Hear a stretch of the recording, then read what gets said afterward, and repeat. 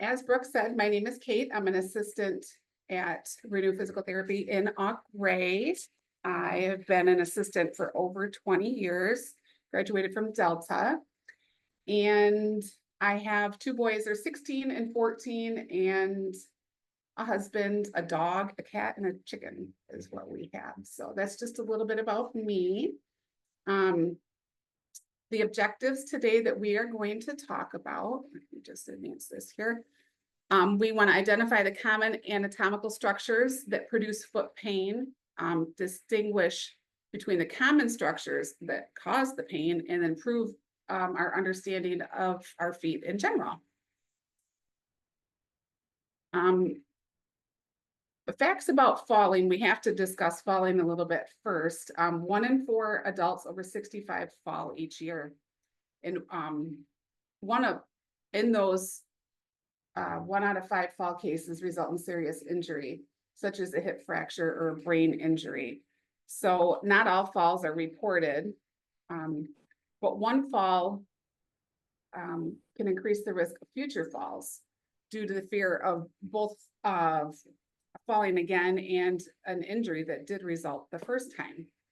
So fall risk categories, next one, yes. What happened with intrinsic is what happens with the body naturally, things that we can't change. Medications change our blood pressure, our balance, can cause dizziness.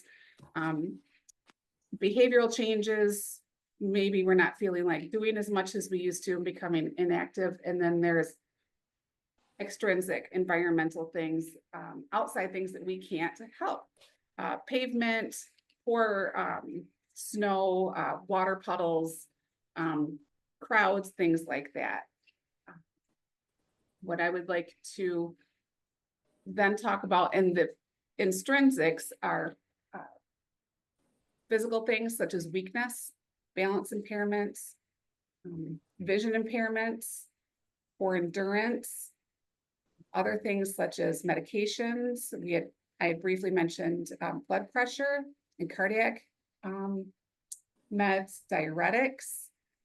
These are all quite common for people to take. And also, if this doesn't actually apply to you yourself, if you see these things happening to loved ones or in a crowd, recently I was at my son's baseball game and somebody passed out. The EMS came and he was fine. He had blood pressure medicines changed a couple days before, so he had to go to the ER, get some fluids, but it can be scary. But the more you know, the less scary it is. Behavioral things, sedentary lifestyle.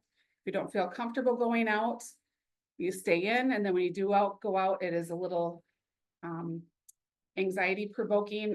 Cognitive issues, people that start to notice that they don't feel safe, they get lost, fear, anxiety, these can all lead to falls. Women fall more than men, people that live alone, faulty clothing or footwear, if we're not able to get out and get proper footwear.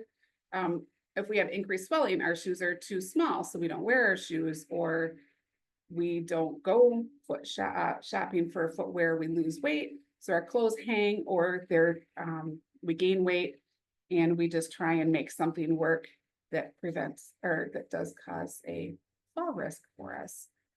So another thing that can happen are environmental things, such as loose rugs. We all know that throw rugs are so nice and pretty, but they're just a hazard. My husband just had a knee replacement 2 months ago, and I'm happy to have my rugs back down because he had a walker for a while and then a cane. And then after that, he wasn't picking his feet up properly, and he's only 53. Poor lighting, you have to leave the lights on. You just think you can make it to the bathroom real quick. Dogs, cats, clutter, things when we're not moving around we'll put things here temporary, and then we forget that we put them there, and they lead to trip hazards. Uneven surfaces, such as the grass. It's raining today. It's nice and soggy out there. Loose steps in your house, outside of your house, when you go to visit somebody. Lots of people have campers, getting in and out of your camper, and slick and wet surfaces. Ice, it'll be here soon enough. We all know that. So these are just some statistics that we have to talk about with falls. Accidents and environment related causes makes up the most of them. Gait and balance disorders and weakness. We're having some sort of foot pain, knee pain, hip pain, and we're not walking as much.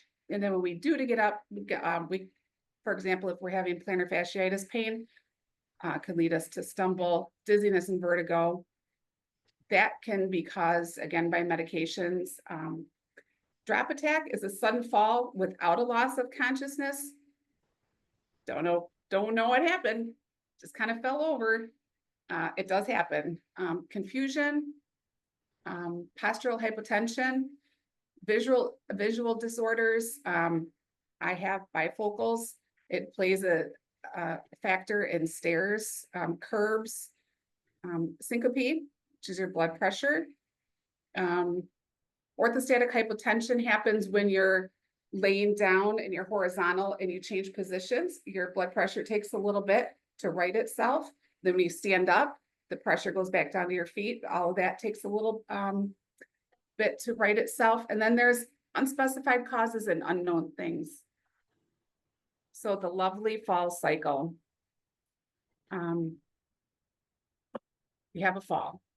Don't know why. Don't think it's going to happen again, but you're a little nervous about it. So you kind of decrease your activity a little bit. You're home alone. Then you start to decrease what you're doing. Not really sure you want to go out and get your groceries, which leads to increased weakness and gait. More gait challenges, balance challenges, which could lead to another fall. That's how if you have one, you could get another. So here's our fall prevention strategy. Identify what is going on. Are we having foot pain? Are we having blood pressure medication changes? Talk to our medical providers. It's very easy to get a physical therapy screen. Also, a lot of us have healthcare members in our family. If we don't want to reach out to a doctor's office to make a call, we often have a loved one that could give us a little information like, yeah, you know, Aunt Kate, maybe we should get you in and get your blood pressure checked, or I have a blood pressure cuff, or when was the last time you had your shoes looked at because they're falling apart, even though those are your favorite shoes. Make a plan if you've discovered risks and needs. All right, I'm going to have to go get some different clothes. I don't want to be a burden and do it today. I'll make a plan next week. I'll call my niece and we'll go get some different shoes. Or Father's Day is coming up. I'm going to ask for slippers, just like my favorite ones that are actually not worn down. We have to complete the necessary assessments and then complete the plan. We decide that we're going to call our family members and have them take us out for groceries. Let's actually go ahead and follow through with that and get some help. Getting the heavy groceries in and out of the car. If we're having foot pain, knee pain, hip pain, back pain, we're taking pain medicines. You know, making sure we get the proper food in our stomach when we're taking our pain meds. So about our services, if you were to get a referral from your physician or to contact us for physical therapy, for us to look at your needs a little bit more in depth, it's really easy. Physical therapist, I'm an assistant, Renue employees, mostly 99% of us have clinics with physical therapists that have their doctorate, doctors of physical therapy. They've completed the doctor program. So they will evaluate your strength, your mobility, your posture. These are standardized tests that I'm going to talk about. You may hear somebody talk about Tenetti, Berg, or the dynamic gait index. That gives your insurance an objective measurement. You scored 5 on your eval. We'd like to get you up to a 7. That would be practical. But then there's also subjective things that we do. We learn that it's a requirement for you to walk 150 feet to your mailbox if you live in a rural area, but maybe you live in an apartment and that's not a goal for you. So there's an objective measurement for your insurance, subjective for each person that comes in. So your therapist will develop a specific strengthening and balance program tailored to your needs. And then you'll be instructed in a home exercise program. So you can we'll make sure that you understand these exercises for your feet, for your knees. You'll take them home and then you'll report back to somebody like me, an assistant, and I'll ask, do you have any questions about this? Do you want more weights? Do you have weights at your home? Can you get weights? Would you like to borrow our weights? Do you want a resistance band? Everybody's familiar with the red, the green, the yellow, all of those bands. And then our goal is to keep you independent and active, which is what your insurance wants. They want you happy, healthy, and in your home, and so does your family. So that's insurance driven there with those objective numbers. So on this slide, there we go. Strength training, I will show a few of those in the next slide. Postural re-education, gravity weighs on us all, kind of pulls us all forward, whether we sit at a desk, whether we like to garden, knit. So just being aware of rolling our shoulders back, getting the weight back in the proper spot. Our feet will feel better if we're having some feet pain. Gait with or without an assistive device. Maybe you're walking with a four-wheeled walker because you've had some foot pain and you really don't want to stay on the four-wheeled walker. You want to get down to a cane and be more active in the community. Maybe you're not going out because you need a four-wheeled walker and you want a cane. We can look at your devices and see if they've been knocked loose. We actually have somebody here that pulled her four-wheel walker out of the back of her car the other day and she's got a wobbly wheel, so we're gonna fix that for her. Sometimes people borrow a cane and they end up with it longer than they planned and it hasn't been adjusted for them. So we can look at the height of assistive devices, and once you're standing better and using the cane to take the weight, if you are having foot pain, weight off of your feet onto the cane can really help. Balance training and coordination, they go hand in hand. That's a lot of fun. Transfer training, mobility training, we can do getting in and out of the car. Maybe you're wearing a boot if you're having some foot pain. Maybe you have a fracture and you're not allowed to put weight on your foot. We can discuss in and out of the tub, higher vehicle with a running board, a lower vehicle. Perhaps you're staying with somebody if you do have a fractured foot that you're not used to their home. We can make some adjustments and suggestions on how to transfer with a boot. Endurance training is always great when you're coming in to physical therapy, even if it's just an acute foot injury. Like I just rolled my ankle, but then you kind of sit around for a little bit with some ice on there for 2 weeks and you need to get back to walking. It can take your breath away a little bit, just walking in the mailbox. Pain relief, ice is a really great pain reliever. Some people ice too long. You should only ice 20 minutes and then wait an hour. Heat works for some people. There are some over-the-counter things that not everybody can take ibuprofen, Tylenol, Aleve, depending on what their other prescriptions are, or it doesn't work for them. So we can talk about some pain relief options. One of my favorites for an ankle sprain is an ice massage. It's 2 minutes of an ice cube, and then all of it after that, you're nice and numb and your foot's gonna feel great. The pain's gonna go away. The receptors that feel pain also feel pressure and temperature, and they can only feel one at a time. So you kind of override it with the temperature and then you won't be able to feel the pain. It's one of my favorite tricks. And then we can show how to make ice massage cups. They're usually a Dixie cup, a little bit of water, pop them in the freezer, and then when you're doing your ice massage, you just use the cup and throw it away. Super easy. Gaze stabilization. Maybe there was something that was going on with your visual adaptation, like vertigo that caused you to fall, then you sprained your ankle. Now you still have the vertigo and you got a sprained ankle and you're not sure what to do. Family education and training, whoever's going to bring, if you sprained your driving foot, somebody brings you here, we can give a little education. Here's where you buy the Dixie cups for ice massage. Elevate this. This is the course that we're going to take, and we'll make goals that suit your family. So the next slide shows the strength training exercises. If you have a chair, go ahead and try these with me. I'll back up a little bit so you can see. These are some standard exercises. We would start, if you were coming to therapy, we would have you demonstrate 10 of these with us. And then once you get 10, all right, you're going to go home and do 10. We can give some cues. Once you get to 10, we'll do 2 times a 10, 3 sets of 10. You'll do them either twice a day or 3 times a day. We don't want your whole day full of exercises. We have life to live, but we're going to show you these very, very simple exercises. The single leg balance, which is the upper left here. Get your chair. You just stand on one foot, the other in the air. So this is going to exercise your, if you're standing on the right, it's exercising your right. It can help strengthen your right ankle. A single leg stance is important for walking and stair negotiation. Then we switch to the other side. They're super easy.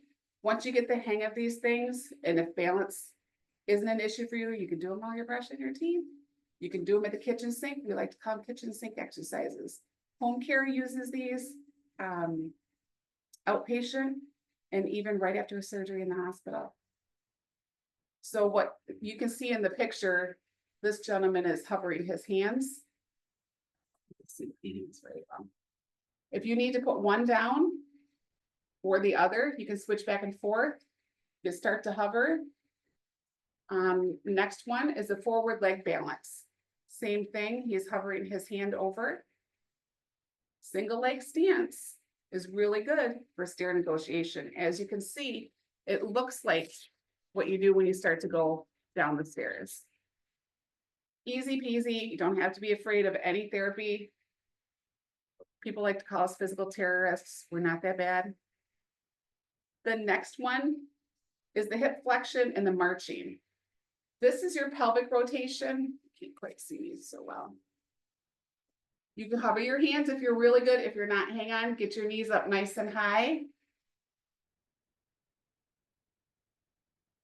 This rotates your pelvis. A lot of us get stiff. We like to sit in the chair, do our typing, watch a little TV. We're all stiff when we're, for example, sitting out at the restaurant for an hour. We're in church. We got to move these hips. It's very important. So we don't shuffle our steps. Got to move our hips. That's what this one's for. Hip abduction, which is in the bottom. Abduction means away. We're just taking our leg away over to the side. Do 10 of these. Easy peasy. We switch to the other side. Hips are very important in balance, as are ankles, which we'll talk about that when we get a little bit farther down to our foot. Squats. This gentleman in the middle here, he's at the kitchen sink. Kitchen sink exercises, right? You can feel this in our knees. You don't have to go real deep. Just nice little squats. We do 10 of these. Kitchen sink, bathroom sink. It's going to keep the blood flowing. If you have a foot injury, we want to make sure that we're circulating all the blood all the time anyway, but especially with a foot injury, to help prevent DVTs, a deep vein thrombosis, a blood clot. Squats, really good. Just keep pumping the blood flow. Heel raises. Our ankles become fixed, whether we've had a trauma, an injury, or it's just arthritis. Bottom right, up and down. Don't even have to hold them. You can hold them. These are super easy. You're lifting, it's a strength building as well as mobility. So you're lifting your whole body. If you can't do both at the same time, try one or the other. And then I'm going to show you one of the tricks we have in physical therapy is modification. If you can't do these standing up, I'm going to sit back down. Do my heel raises. Up and down. Easy peasy. Those help prevent blood clots too.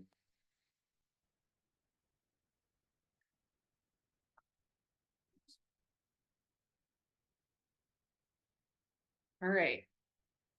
So what we do now, we've talked about removing clutter, removing loose rugs at home, add lighting in the hallways. And you don't even, these days, you don't even need a lamp that plugs in. You can have a little battery operated light with a tap on it. Solar lights outside if you have an entrance that you use at night. Grab bars and non-skid strips. We all know this. I actually just had somebody yesterday. She had some knee pain, fell out of the shower. She said, I can't believe it. It was like out of a cartoon, landed on the toilet, had the shower curtain. So non-skid strips. I prefer those over a shower mat. You can get them on Amazon. You can get them at Home Depot. You can request them for a birthday present. Hardware stores have them for outside. I have had a gentleman that was here for back pain, and he's like, well, now you got me for a fall because his deck was wet. You can get those outside strips at your hardware store. And the grab bars in the shower. You don't have to have anybody drill. A lot of times people say, I don't have anybody handy. You don't have to have anybody drill into your tub. They make these really nice suction cups if they're properly installed. So lots of times with a foot injury, we still get in our bathtub with the affected foot because we don't want to stand on our unaffected we don't want to stand on our affected foot. Grab bar, always easy. Add handrails to stairs. I had to do it in my home. We had a fancy dancy stairway that only had a handrail on part of it, and then it was beautiful, wide open. Not good. And my bedroom's upstairs. That wasn't smart either. And then make sure you're using your devices correctly. Once, if you do have a recent foot injury and you were prescribed a walker and you start to feel a little better, one of the things you may find yourself doing is carrying your walker. Well, it's time for you to graduate to something else, a cane or nothing at all. So you don't have to go from a walker to a cane. You can completely skip a step if you've been hanging onto your walker for too long. And just make it easy on yourself. You have a foot injury, your foot hurts every time you stand on it, bring the stuff to you. Keep it nice and close. If you need to blow your nose in the middle of the night, keep your Kleenex there. All right, so now let's talk about the ankle and foot motions. If you're having a foot issue, one of the words you're going to hear is dorsiflexion, plantar flexion. And then the other two are inversion, eversion. And then your ankle also does a rotation. So dorsiflexion is up, plantar, I always tell people, it's like you're planting your foot down. And if you have an injury that's not treated, it can become fixed. Plantar and dorsiflexion, you need your ankle to do this when you're walking. Inversion, eversion, you need a little bit of that for uneven surfaces. But if you twisted your ankle this way, the ligaments are going to be stretched on one side versus the other, so they will want to strengthen this unaffected side. So you may hear those two words, inversion and eversion. In your hand, it's pronation and supination. This called fancy things in your feet. So these things can give you problems. There are 26 bones, 33 joints. 100 muscles and ligaments. They can all give you problems, whole bunch there. If you're coming to me for physical therapy, I like to take your foot and roll it and loosen up all these bones. Just roll it right in there. It feels so good.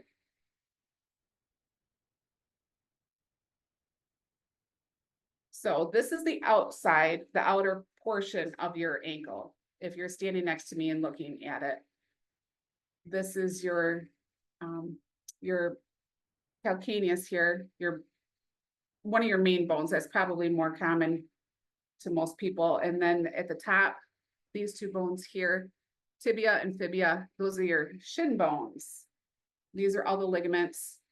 Any one of if you hurt one, you're most likely going to hurt the other if you roll your foot in.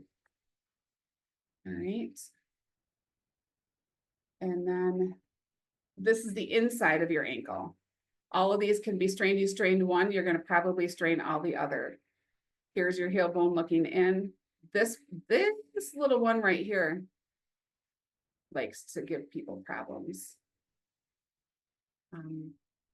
Yep, you hurt one, you hurt them all, and there's a bunch to be had there.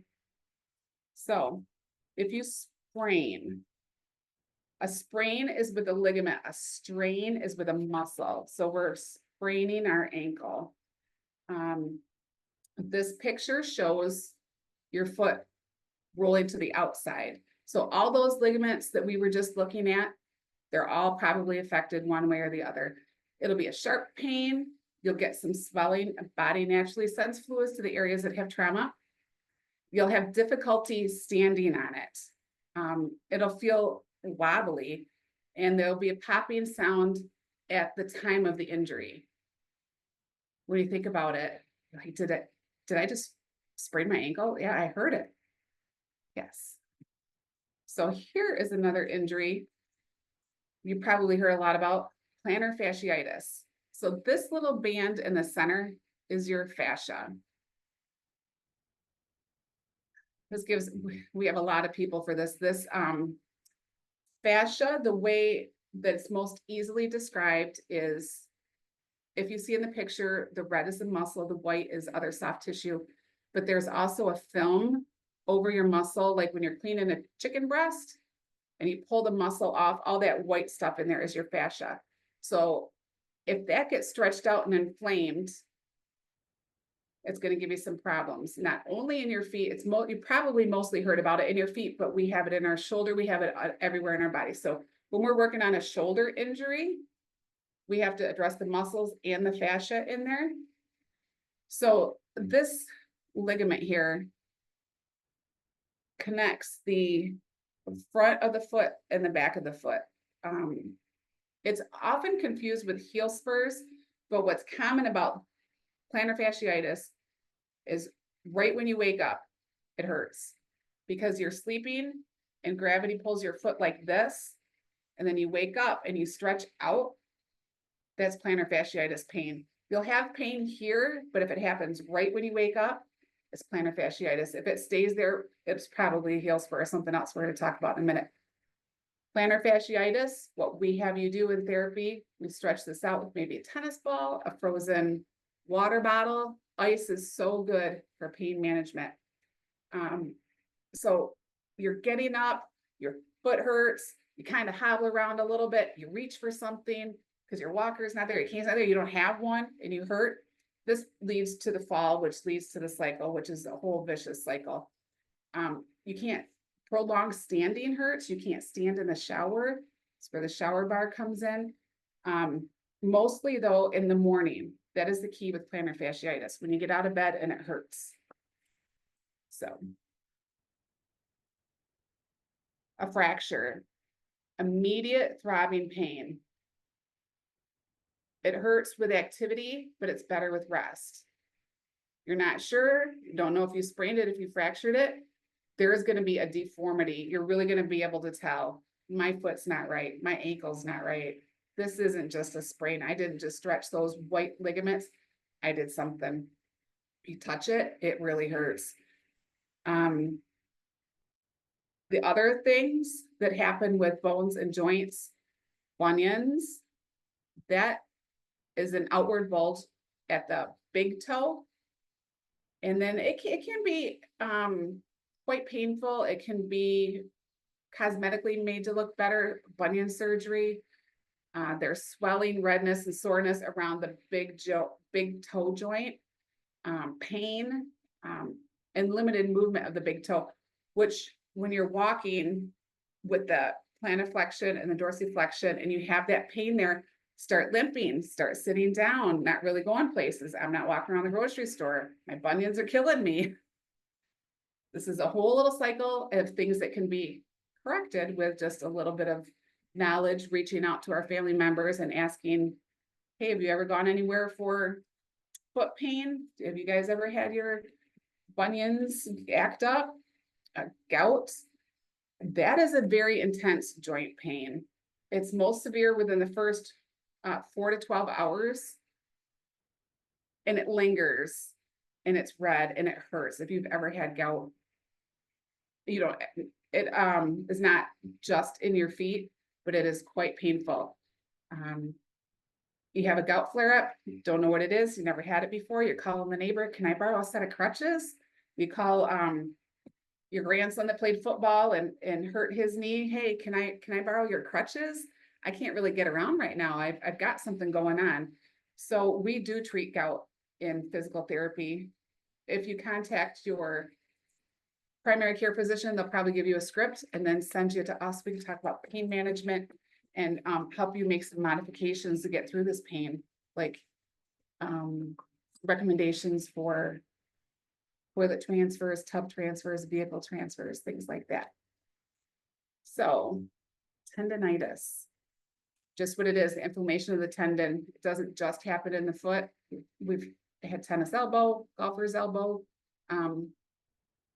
tendons in your hips, knees, shoulders. That's a mild ache that turns to pain. You can live with the ache, but now you can't live with the pain, and you're going to want to call somebody.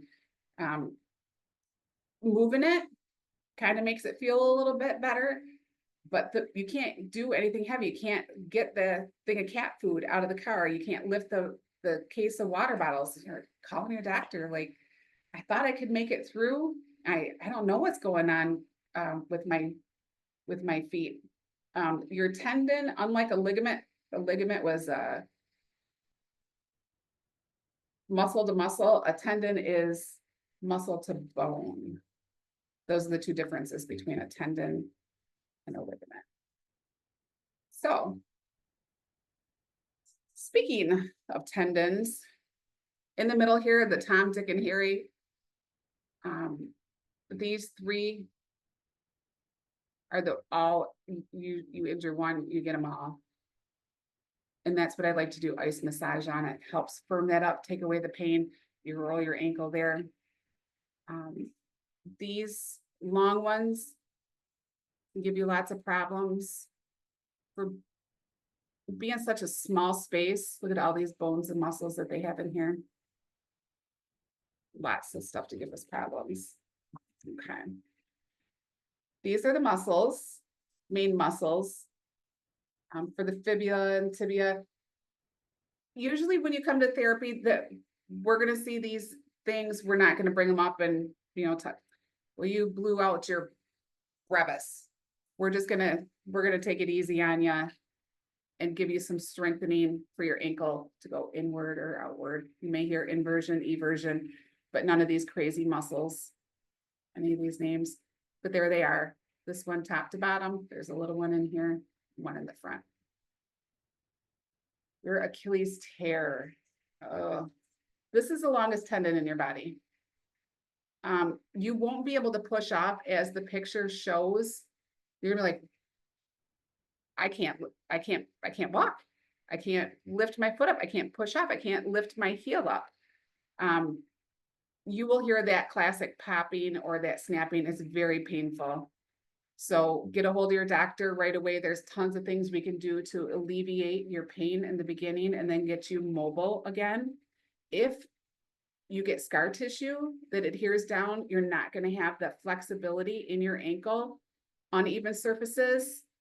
You want to go to graduation for somebody, it's outside, you want to go on the sand, walk the beach. We don't want your foot to have any contractures, which contractures happen in your shoulders, your elbows, your knees. Physical therapy is a great way to get you back to before your Achilles tear. It's by the growth plate. That's basically there's right here is where your Achilles would attach. These two pictures show your two heads of your gastroc. We'll call them your calf, but if you might hear somebody say stretch your gastroc. There's really two heads there. And then also underneath there is another one, lesser known as the soleus. If you're in a walking boot, these are going to atrophy. These are going to get a little bit smaller, and then we're going to have to work 3 different parts here. Shin splints. We all get those. That is from overuse. You can rehab these, and most of the pain will go away for a shin splint within 3 to 4 weeks. You can be healing from shin splints for a year because they're from overuse. Younger people start to have them when they start training for a distance, a sport. They just take up without a warm up.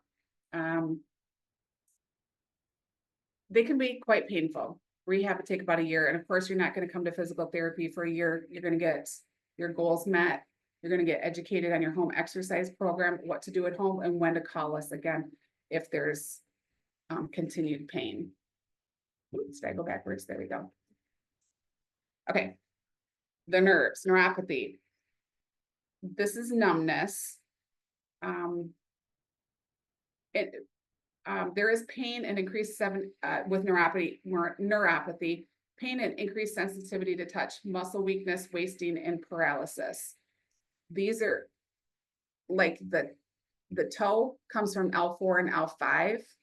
So if you're having numbness and you're like, I cannot feel my heel, this lower green area here, we can tell that it's coming from your S1, S2. So you would actually probably start some sort of lumbar program. You're probably having back pain too. Did your back hurt and then your foot hurt? A lot of times when you have this neuropathy, you just plain stay off your feet, which then leads to the sedentary lifestyle, which leads to the fall risk. This is pretty painful stuff here. And a lot of times it's helped with a prescription, but there's so much that we can do in physical therapy, especially if it's in your arch, that's L3, L4. We'll just give you some exercises for that. All right. Woo. The Morton's neuroma this is the one where it feels like you have a pebble in your shoe or boot, and you're like, wow, there's something there. I don't know what it is. Would I have fractured? Do I have a bone chip in there? There's some crystals in there or something like that. That would be Morton's neuroma. And then you also get a burning pain in the ball of your foot that radiates to your toes, but not like the neuropathy that would be coming from your back, and not like a heel spur pain. So this is what your PT will help you diagnose. This is caused by pressure or injury, which could be injury. You could have dropped something on your foot and then you would know right away there was a trauma, but you don't know if it's neurological or if there's a bone fracture. So a lot of times we rely on the imaging, which we have access to at the local hospitals, and then we can help you alleviate your pain and get you back to what you were doing, especially if there's numbness and tingling in your toes, because those are very important in proprioception. You like to walk barefoot. So how can physical therapy help? We identify the correct structure: ligament, tendon, muscle, nerves. Then we provide the right load or resistance. This lady in the picture, she's walking side to side in an agility ladder. And then we choose the correct time. Is it time for you to start moving side to side? Maybe not yet. Maybe you have some other things going on. Maybe you're going to be moving back and forth, and then we're going to talk about the correct time. Do you have the time to exercise 3 times a day? Maybe not. Maybe it's 1 time. That's fine. If it's going to be 1 time, let's make it quality. Let's dedicate our time to it. We might do more reps. If you want to do a little bit in the morning, a little bit at lunch, a little bit at the evening, we can help you come up with a plan that's going to work for you. Identify the injury. So when we're asking you these things at your eval, when the PT is, you're most likely going to say it's never been the same since the holiday weekend. I don't know what I did. My grandkids were over. It's never been the same. I took a long walk on the beach. I've had this happen before, or this is not as bad as the time that I fell and broke my elbow. Again, touching back on the functional strengthening. If it's your goal to there's different goals. Do you want to just be able to get around in your apartment? Do you want to be able to go do your weed bed? Do you want to be able to do the shopping for either the whole family? Do you have a graduation party to go to? Functional strengthening, the timeline can be moved up for a more progressive approach, or we can take it nice and slow. Unloading, if it's just a foot in the air, up and down, nice and slow approach, or something that you need to do to make yourself comfortable when you're sitting. Proprioceptive re-education is balance. We do have a balance ball here that you may be asked to stand on if you're having some foot problems. And then manual loading, that would be like a lunge. I can only take so much of it this time. Look at how much more I can take this time. I was here on Friday, now I'm back on Tuesday, and I'm doing this a lot more. That's how we kind of gauge our progress. Circulation exercises, especially if it's neuropathy. Joint moves, that is where we grab the foot and really stretch it. We don't want your foot to be fixed like this forever. Gently. Some people say if you just push just a little bit more, I think it'll be fixed. Edema massage. Most people like that. Oh, my ankle's so swollen, it hurts. There's so much pressure. Edema massage. Let's just get that swelling out of there. It doesn't take long, 5 minutes, especially with a little ice. Your leg elevated will get you feeling good. We do also have e-stim and ultrasound. If that is not contraindicated for what you have going on, depends on if it's a fracture or your other comorbidities. What else we've got going on there? So this talks about prehab, if you've ever heard that. So say you find out, yep, broke my ankle, gonna have to have surgery. What am I gonna do now? I just want to come in and meet you guys, find out what's going to happen. We will talk. This is one of our physical therapists here. We'll talk about what to expect. An elective joint surgery, like a total knee, you may go to the hospital and do your joint camp there, but an unplanned ankle fracture, you're not quite sure. You come to the doctors, you call us, you fax us your referral, we'll walk you through it. If you have the knowledge and exercises beforehand, you're going to end up in the hospital shorter amounts of time. You're less anxious about what to happen. We can help you with your physical strength beforehand, because if you're going to be non-weight bearing on a boot, your triceps, you're going to want to be nice and strong at the top to stand up in the chair, and plus the mental strength.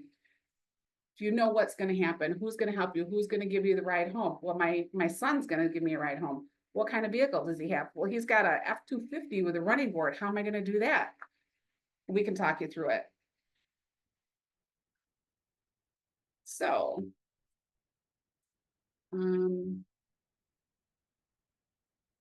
conditions that may require surgery, that since we can't do surgery here, we can only help you before, during, and after. Fractures, the ruptures of your ligaments, ruptured. We have a ruptured bicep right now that we're working on here, the neuroma. Morton's neuroma, the bunions can be surgically fixed. Severe arthritis. All of this usually requires 4, 5, or 6 treatments at PT before you go in for the surgery. That's what insurances are liking these days. So things that you can do at home. Ice, if it's a new injury. Mobilization, keeping it moving. Topicals, capsaicin, lidocaine. It's whatever is going to work for you. We can help you through that. We can recommend some things. Sometimes you have other medicines. If you come to us, we'll ask you for a list of medicines. We want to make sure that there's no interference. Some people like patches because there's no odor to them. Sometimes that's not enough. So mobilization may be one thing, rest, no activity may be another. And that would be determined once you met with a therapist here and you guys came up with a plan. And then to request an appointment is really easy. I know how our website works. You just type in Renue Physical Therapy and it'll pull one up in your area and you can click on a free screening. I would have to guess that most places are like that if there's not a Renue close to you. A 15-minute screening. You just come in, meet with somebody. Yep, I think I broke my ankle. Okay, yep, this is what the plan of care that we're going to do, and this is what we can do before or after. Or you can just call us and we'll talk you through it. You can call your doctor and say, I know I need physical therapy.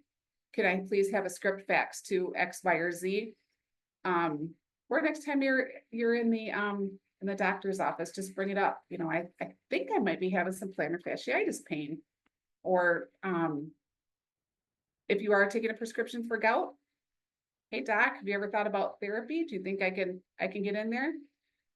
So these are our locations here. We're a great growing company. Oscoda is the farthest north that we have right now. That is owned by the same owners. So Renue is a family business that is Bob and Tony Klapish, but the doctors of physical therapy that are in the building are managing partners, and Oscoda, Tawas, and Agre, that 23 corridor, we all have the same owner, Jesse and Courtney Switek. And then questions? Anybody? Feel free to unmute, or you can put your questions in the chat, whatever you prefer.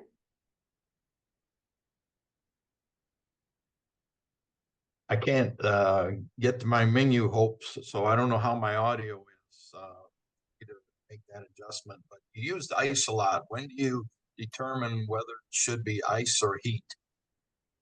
Basically, and whatever works best for you. You can alternate ice and then heat, but if you do find, I'm a big fan of ice because in addition to pain relief, it constricts the area. Are you using it on your feet or on your back? In the past, it's probably been my shoulders. I tend to go for ice more than because if your shoulders are bothering you because you did some overhead lifting, some other things, ice is going to calm it down if you're putting an ice pack on there. Whereas heat will open things up a little bit more and help them relax. But ice, I'm a big fan of ice. Yeah, I think I had a problem. Now that I think of it, it was a problem in my hip or my leg above the knee, because I remember I kept the heat on there too long. Oh yeah. And I think I hurt it more than I helped it. Yeah. Hey, what about like Epsom salt soaking your feet, or like people get those the baths that they soak their feet? Are there benefits to that, Yes. Oh, because they feel so good. Yeah. Salt will help take the swelling down, especially on a humid day, any kind of neurological issue where your ankles are really swollen, Epsom salt. But just a generalized foot soak that will help relax those muscles for a general condition. If you're just generally like, my feet ache, Yeah. My dogs are barking. I've been on my feet all day. If you don't actually have a real acute injury, yes, foot soaks, love them. Epsom salt, they come in different scents now. Mhm. You can get them Dollar General. Some of your early screens, just after, I don't know, maybe 5 or 10 after I missed it, there was a whole list of, I think the various things, and one was a postural something. I'm not familiar with that All right. term.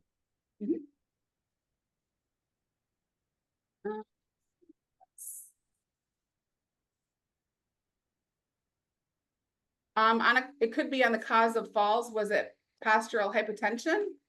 Yeah, that might have been it. Yes, thank you. Okay. So that's low blood pressure when you're changing positions.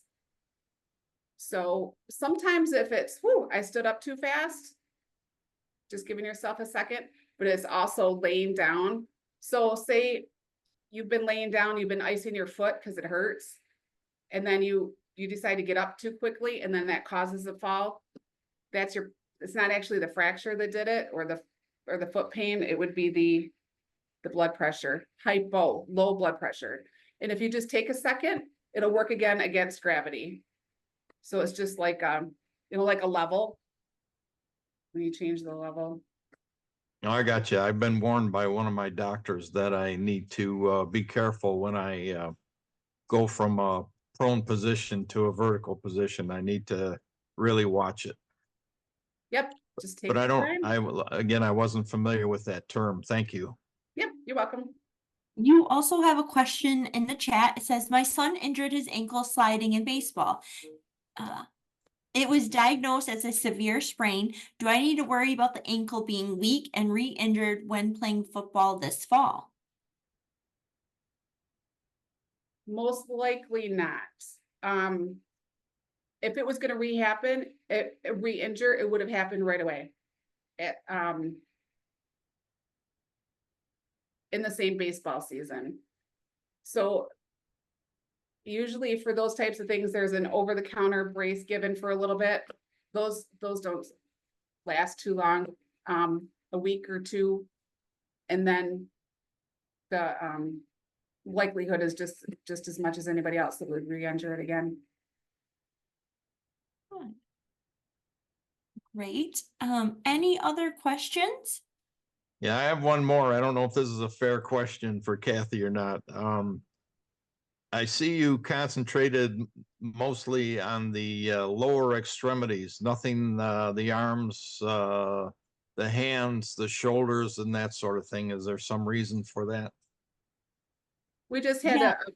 go ahead, Brooke. Yeah, I just wanted the webinar on our feet, Jerry. I just thought that our feet don't get enough attention. So I asked her to focus it on our feet and our balance. Okay, all right, very good, thank you. Maybe I missed, I know you did say balance, and I guess I don't use my shoulders and arms for balance until I'm just about ready to hit the deck. No problem. We have another question. It comes from Ken. Any suggestions on dealing with chronic Baxter's nephrology and combined with plantar heel spurs? That one is a very good question. So good, it's above my pay grade. I would have to, yeah, I'd have to defer that to one of the doctors of physical therapy here.